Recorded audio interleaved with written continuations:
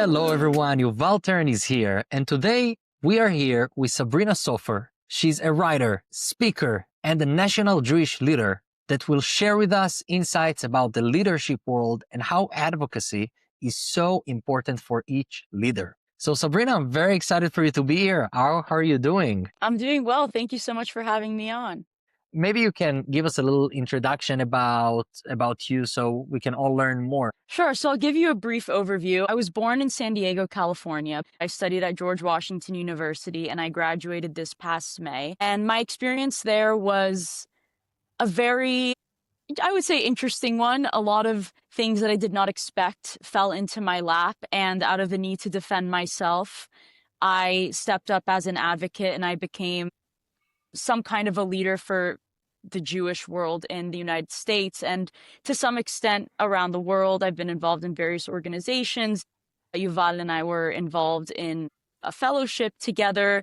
And then I was a part of various Jewish groups doing different kinds of advocacy, whether it was speaking, content creation, social media, film, television. But my bread and butter is writing. Currently, co-writing a book with the Israeli ambassador to the United States, Yechiel Leiter, about many topics that intersect. We can talk about them, but it's mostly about anti-Semitism and Zionism and how these two things are ingredients in the culture of our day and how they reflect upon the culture and how we can start to change some of the crisis that we're seeing, especially in America. And I'm also young research and diplomacy fellow at the Jerusalem Center for Foreign Affairs, where I am producing Twitter spaces with experts from the Middle East so they can teach people on social media about the Middle East from a firsthand perspective. For those of you who follow Sabrina on social media, can see that you participate in so many events and you speak in so many events.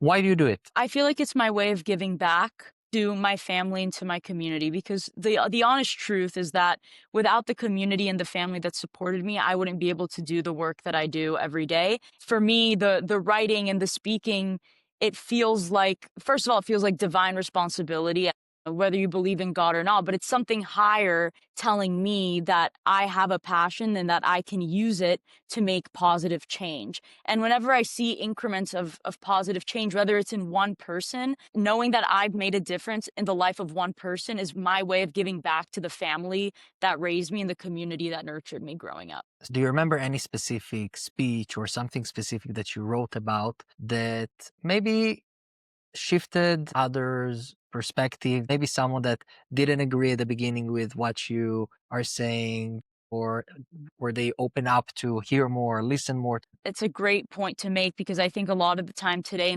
especially in the United States and around the world, people can't even sit at the same dinner table and have robust discussions about topics they disagree on. And certainly on a college campus, that has been very prominent, especially through the lens of the Israel-Gaza conflict and more broadly the Israeli-Palestinian conflict. And there was one experience that I had. It was in my junior year of college, right? It actually happened before and after October 7th. It started before and it kind of had a tragic ending. And the story is that I was sitting in a class, and the class was called Jewish-Muslim Coexistence in the Middle East and North Africa. And at one point, I'm not wearing it now, but I had a necklace with the map of Israel on my neck in the first day of the class. And I looked behind me, and the girl sitting behind me had the same necklace. I knew that from what she said at the beginning, introducing herself, that she wasn't Jewish. So, of course, the Israel on my neck was Palestine around her neck. And from my experience on campus,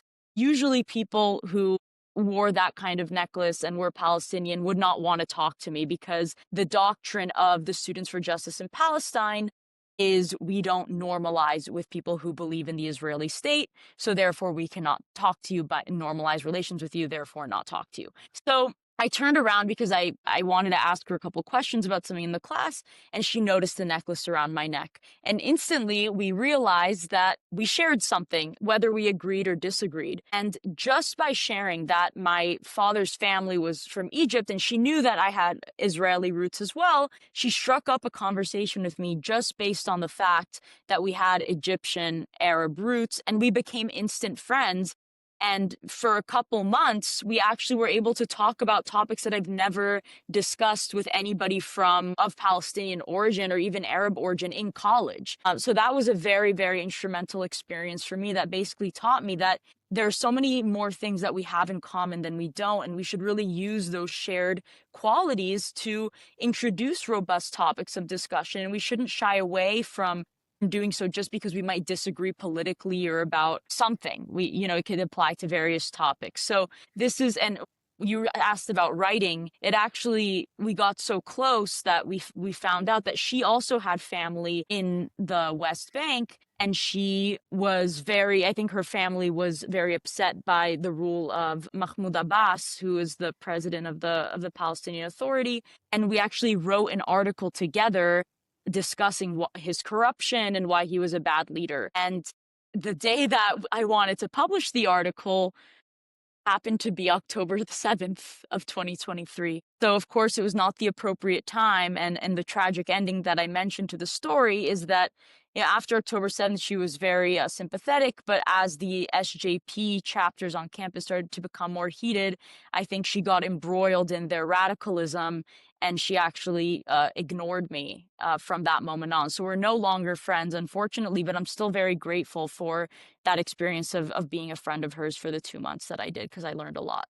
I don't understand how people after October 7 still support or go against what happened. I want to add something really quickly. I think it's important for leadership just to mention here. I knew from the beginning that she wouldn't agree with me. I didn't know if she would be sympathetic after the 7th, but my role as a leader, as a friend and as a leader, was not to win her over to my opinions, right? And I knew that.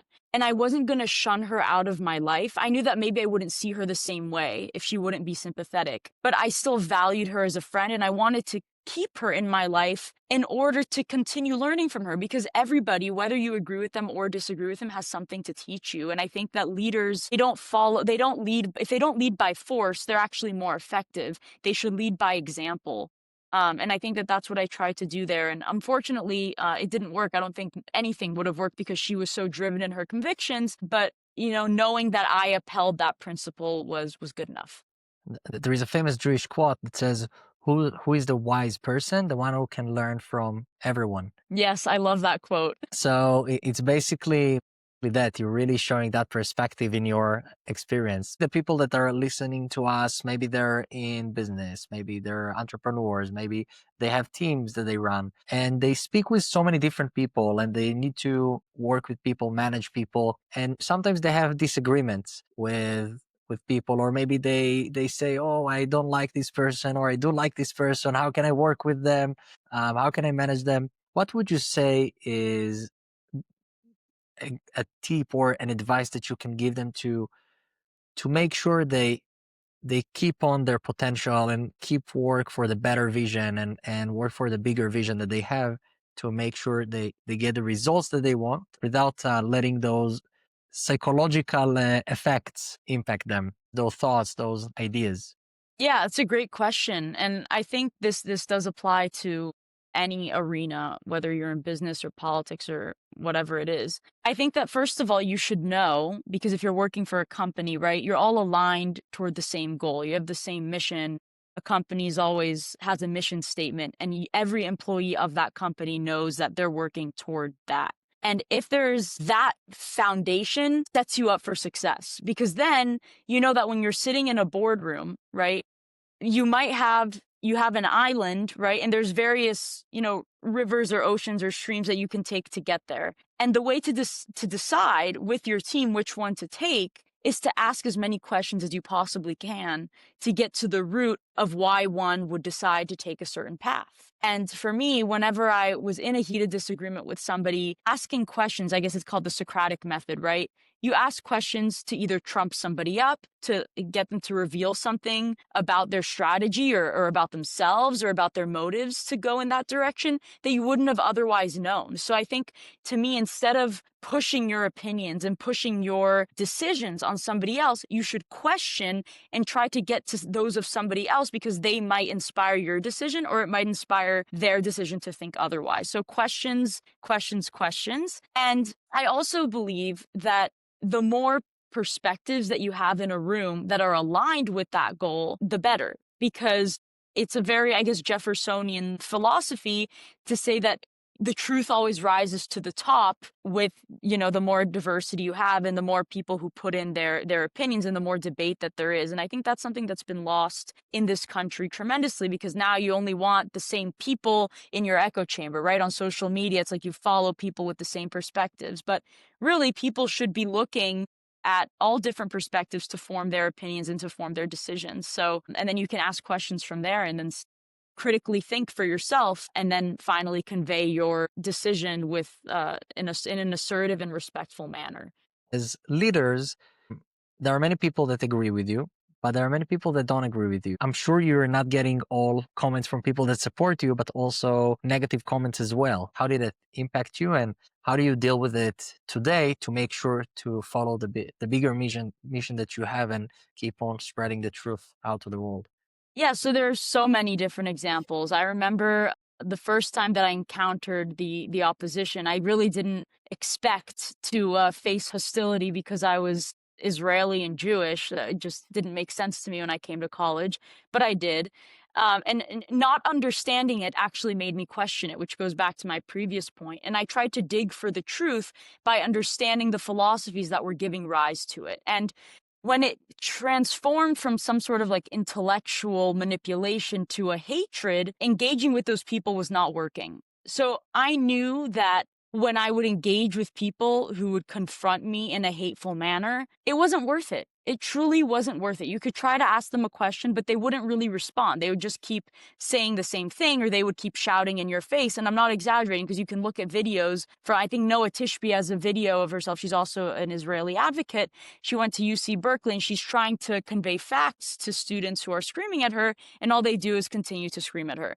So it's like with those people, which I would say is 20% of the population, I really don't believe it's a majority, you should ignore them, because you're wasting your energy. And I would say the same on social media too. When I receive death threats on social media, of course, report those threats, but you don't have to feel compelled to respond to them. I would always try to respond to every comment. And then I realized, why am I wasting my energy on people who are just hating me? I should really try to engage and put energy into those comments that invite deeper thought and deeper reflection. People who want to know the truth, those are the people that I can try to change the hearts and minds of. And doing that, whether it's on social media or in an in-person setting, I think it applies all the same.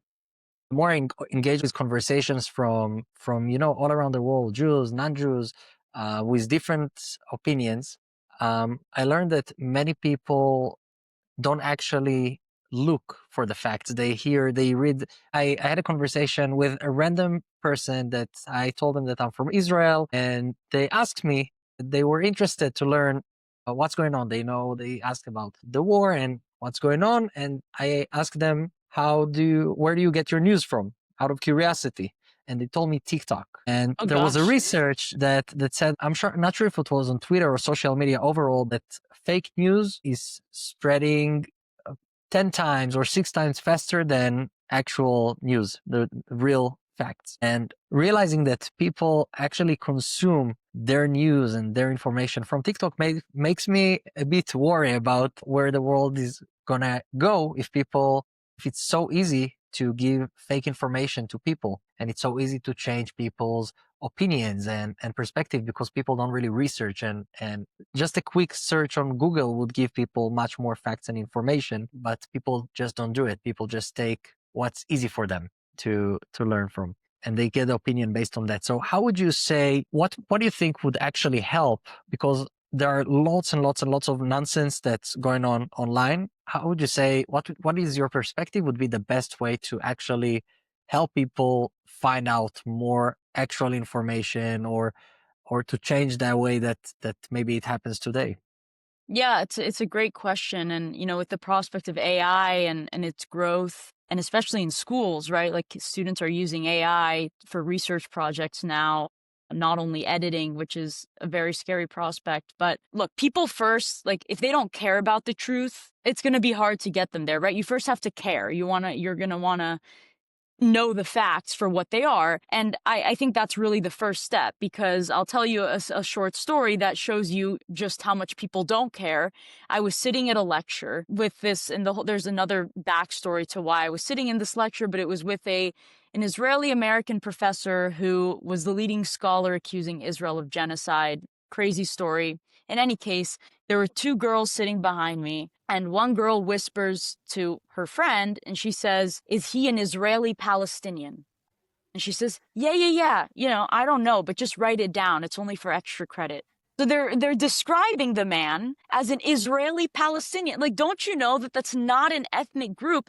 And they could easily look it up, and they just don't care.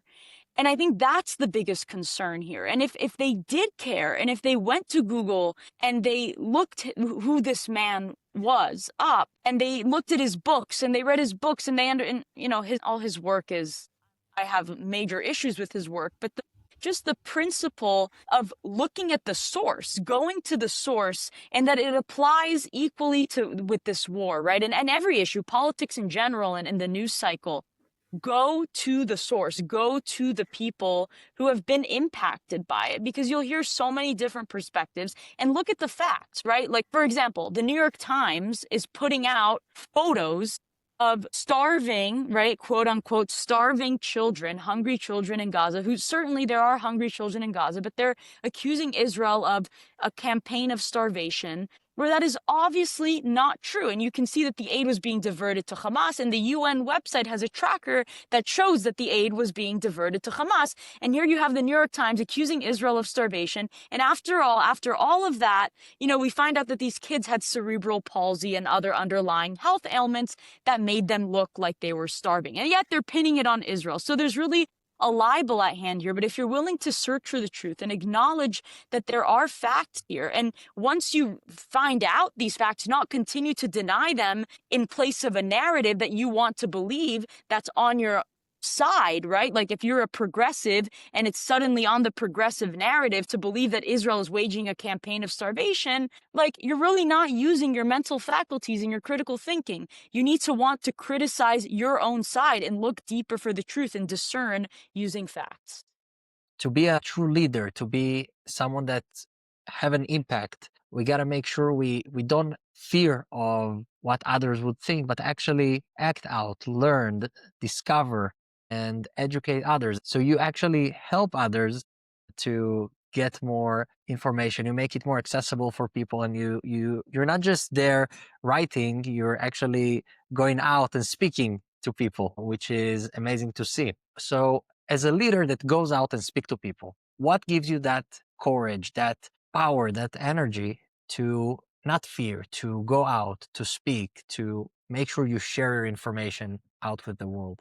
Yeah, I mean, just going by what we talked about before about others going to the real people on the ground to find out the information. I want to do the same as a leader, right? It's my responsibility to understand what people do know and what people don't know, what sticks to them, what moves their heart and their mind. And every time I go speak to people, like, yes, I am the one. If I'm a featured speaker, sure, I'm an educator in that sense, but truly the engagement with the crowd is they're educating me. I'm learning from them, because my favorite part of going to these engagements, whether it's with students or at churches or wherever it is, I actually love the part of getting to know the people afterwards. When they ask me questions, I learn so much just by their questions, right? So there's a very interesting story, and it actually came through LinkedIn of all platforms. I had posted a few articles on my LinkedIn platform, and toward the end of the school year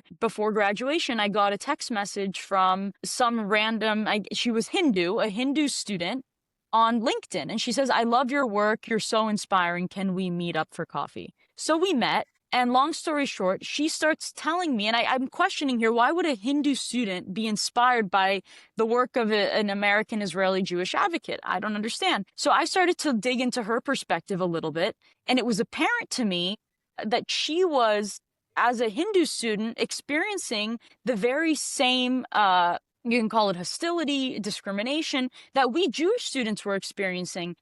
And I learned that on a broader scale, there actually is a very similar campaign against Hindus that there are against Jews. And that opened up my world. And now, the advocacy for Israel and the Jewish community should be paired with that for the Hindu community. And we have this mutual standing up for each other. And I think that's really beautiful. And I wouldn't have learned that if I wouldn't have put myself out there and asked her questions to get into her story as well. Do you ever have a fear of speaking out? Ever have those hesitations in mind or fear that comes? Sure. Yeah. I mean, certainly at the beginning, but now there's always a threat, right? You have people like Charlie Kirk who were champions of free speech, agree with him or disagree with him. It doesn't matter.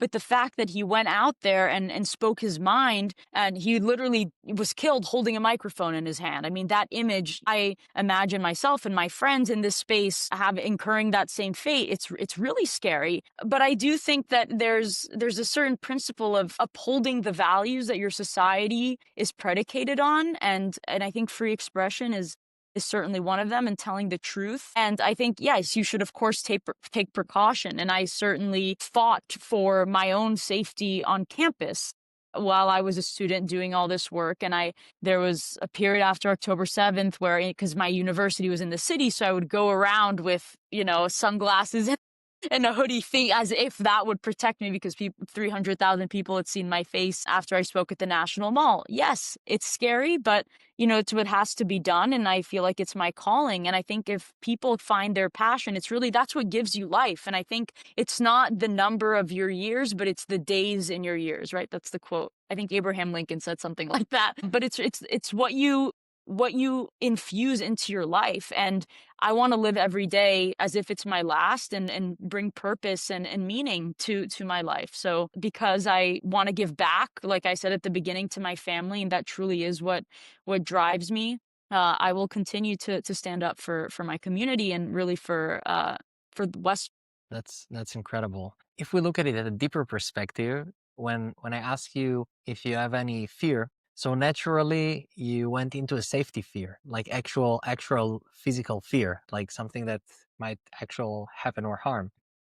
And it's a genuine fear. It's not that you made it up. It's a Yeah, genuine absolutely. actual I'm fear that not can happen. fearless. I'm absolutely Yeah. not fearless.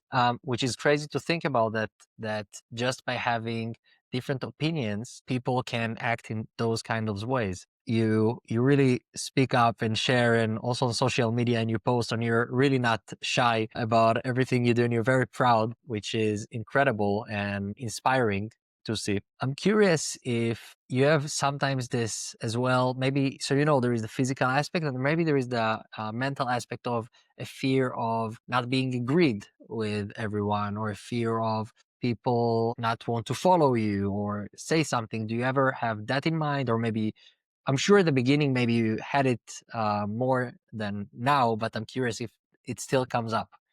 Yeah, I guess at first I didn't really understand that there was a problem with speaking my thoughts. The first time that I was a college freshman, I got on the stage at this event about anti-Semitism. There was a Torah scroll on campus, a small one in a frat house, that was vandalized. And there were a couple other things that went on. And the Chabad on campus organized an event about anti-Semitism. And I got on the stage and I spoke and I talked about Israel. And after that event, there were students who said, "Sabrina, you really have to be careful." And I said, what's the problem? Like, I just don't get it. So I think that kind of broke my, like, the innocence kind of it all, just broke the any lack of courage that I would have. And as I started seeing what was happening, of course the fear component increased, but it didn't decrease my aptitude for courage, because I think that courage is very different from being fearless, right? Courage is the ability to face up to a fear. And I don't think that gaining followers, I think it's a very convoluted idea to say that you gain followers when you try to appease people. I actually think that the more authentic you are with what you believe in, people will follow you. You will find an audience. of true friends. It's not like you don't want to be a fake friend and then expect that person that you're friends with to be better friends with you because you're lying to them all the time. No, I want a friend that honestly tells me what they think. And that's a friend worthy of having. So I want to be a friend to everybody, whether they agree with me or not, just like you shouldn't have to agree with all your friends, and build a relationship based off of that with my following or followers. Love And it. more friends. I don't consider them followers. I consider them friends who I can learn from. We spoke about different ideas, different things. We learned about your philosophy and learn from your perspective and your amazing work that you do. Maybe we can summarize it with a quote or a message for you, something that inspires you in your life that you can share with all of us. That could be a quote or something that inspired you in your life to keep on and doing the amazing work and become that leader that you became today that can inspire so many people. Oh yeah, that's a great question. And there's so many quotes I love to read, so it would take me a while to give you an honest answer. But I will. I'll give you. There's a couple things. So I'll go to the two of them. So growing up, Elie Wiesel, who's really a hero of mine. He was a Holocaust survivor. He's the author of Night. He won the Nobel Peace Prize. He writes amazing books. I actually have his book right here, Messengers of God. Really interesting analysis of different stories in the Bible. But he has a quote, and he says, "The opposite of love is not hate; it's indifference." And that's what I was saying about the will to care and the will to find the truth and the will to stand for something. And I think once he's trying to say that once you fall into indifference and you care about nothing, you automatically become a bystander and you're not moved by anything. And I think people who have some sort of passion, some sort of motivation, whatever it may be, that can be transformed into love. And it should be, because I think people are good at heart. And there are some people might argue that human nature is greedy, and yes, self-interest. I understand that. But I think there's something in the human heart that wants to lead people toward doing good things, because it also makes you feel good when you stand up for something and you care about something. And paired with that idea, there's a novel by Milan Kundera. He's a Czech author, and he has this idea. He asks the question of, is a life lived kind of meaningless that's so light, right? Like you feel like you're playing all the time. You don't do hard work, for example. Is that really a life of lightness? Or is really a life where you burden yourself, quote unquote, with responsibility? Is that a life that's heavy? But really what I understand from that is that the more responsibility that you take on yourself, that's actually what lightens your life. It brings light into your life, and it enables you to push forward through the tumultuous challenges that life inevitably presents. So once you gain the tools to do that and be an advocate for yourself at the end of the day, because that's what being a leader is, you will live a life that's light and you will feel fulfilled, I think. It takes me to the idea of a soul. In Judaism, we look at every person as a pure soul, that we all have, those hesitations, fears, we have negativity things, but the soul in itself, under all of this, it's pure, it's good. And Absolutely. it really reminds me that, We should live as if we believe in that. That's yeah, we should remember that, totally that would be our identity. 100%. Yeah. Wow. So Sabrina, thank you so much for being with us today and sharing so much insightful information and knowledge and perspectives about leadership, about influence, about impact. And just to make sure people can find you online and follow your amazing work, how should they find you? Sure. So Instagram is my last name, Soffer, Soffer, with my first name, Sabrina. And then on Twitter, it's Sabrina, Soff. And then on Substack, if you look up Sincerely Scribe, that's my Substack where you can find all my articles. But most of my articles can be found in the Jerusalem Post. All right. Thank you, Sabrina, for being with us today. Thank you. It was a pleasure.